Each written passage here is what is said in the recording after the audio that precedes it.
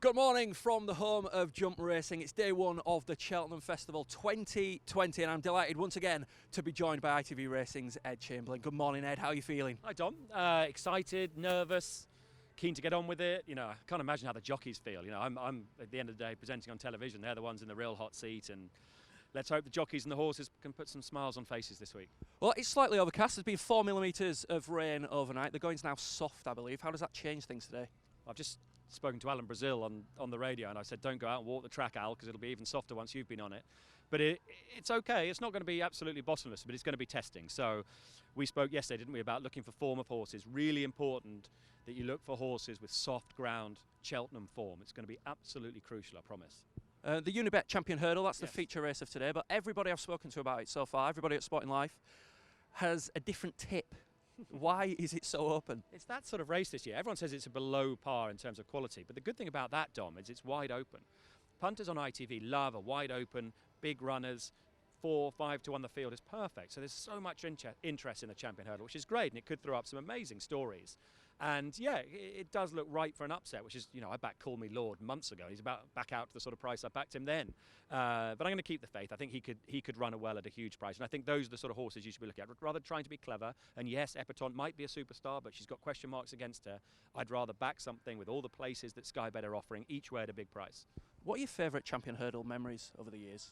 God, there are so many. I mean, my favourite one here would be Bouverdare's first one on ITV, because afterwards JP McManus came onto our podium, which is just over to our left here, and I said to Sir Anthony McCoy, you interview him, I'm not going to get involved here. And the two of them chatting and memories, and just very special, because, you know, JP would be different with Anthony, who rode for him, than he would be a journalist like me, and it was just magic, and I'll always remember that. As far as a sort of after a Champion Hurdler is concerned, of all the Champion Hurdlers, been some great ones. I love Rooster Booster. He was a wonderful horse. I love seeing the smile on your face when you talk about these stories, like clear love for the sport. Yeah, I love it. It doesn't get better than here. I mean, and this week is full of good stories. Like, that's what, you know, journalism and television's all about. This week we need to entertain. With all the misery going on in the country and around the world, we need to entertain and cheer people up a bit, and hopefully the horses and the stories will do that, because there are some great ones, particularly some of the owners we got this week, and then add in Altior, hopefully, touch wood, and Tiger Roll, and lots of magic could happen.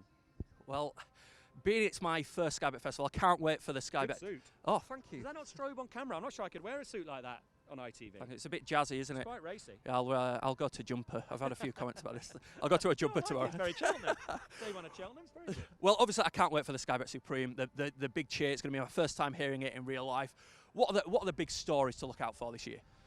The Donnellys have got the first two in the market. That doesn't happen very often. And Joe Donnelly was a fearless bookmaker back in the day, and he used to take on JP McManus. And they're good friends, I think. I've seen them having lunch together. But here they're head to head, and JP's got a great chance. The buzz horse around Cheltenham today has been Chantry House a little bit. I sense there's not a lot between him and Shishkin. My worry for both of them is the ground.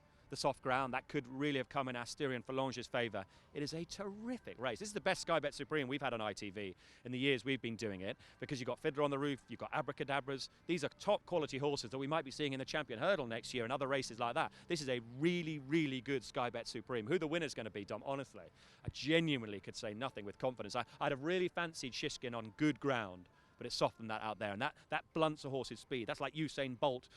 Rather than running on a fast track, that's like him running on gluey ground, and he wouldn't be so effective and do such a good time. And so that's my one worry with Shishkin. You mentioned that the jockeys are bound to be nervous ahead of the first day's racing. Trainers likely to be nervous as well. Which jockeys and trainers do you expect to have an impact? Difference between trainers, most of them smoke and they can all have a drink beforehand as well. Jockeys can't really do that. And I had breakfast with Sir Anthony this morning, who's with me this afternoon alongside Ruby Walsh on ITV. And he said, I used to sleep brilliantly the night before Cheltenham, the night before the Gold Cup. Now, he says he can't sleep anymore. I said, it's old age, JP, it's old age.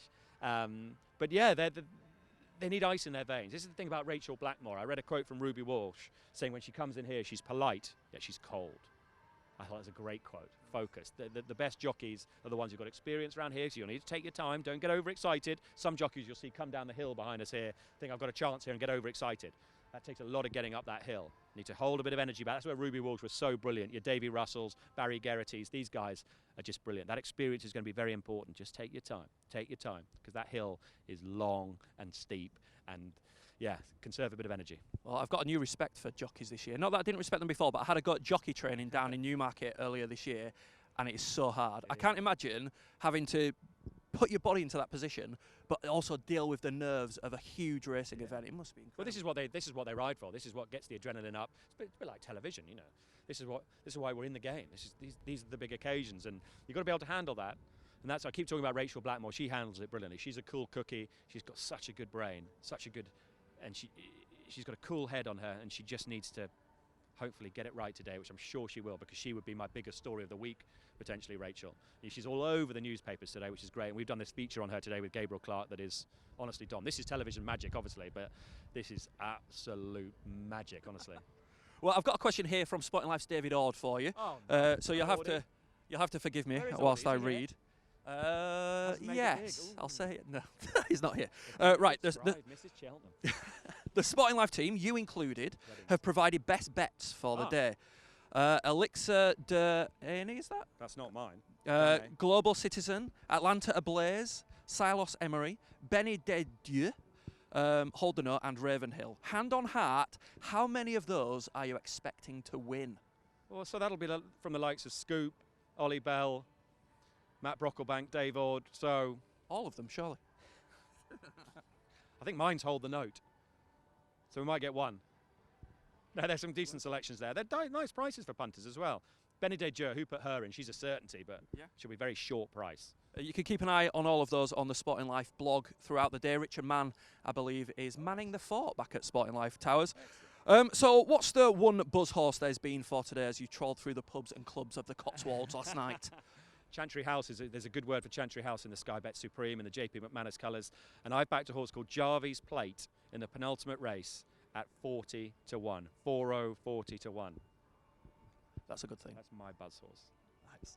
So finally, before I let you go, how are you feeling? Of course, you're on ITV throughout the day. You can watch it on, is it still Channel 3? Yeah. Yeah, of course it is. Well, sometimes you have to go a bit higher to find the high definition one, but okay.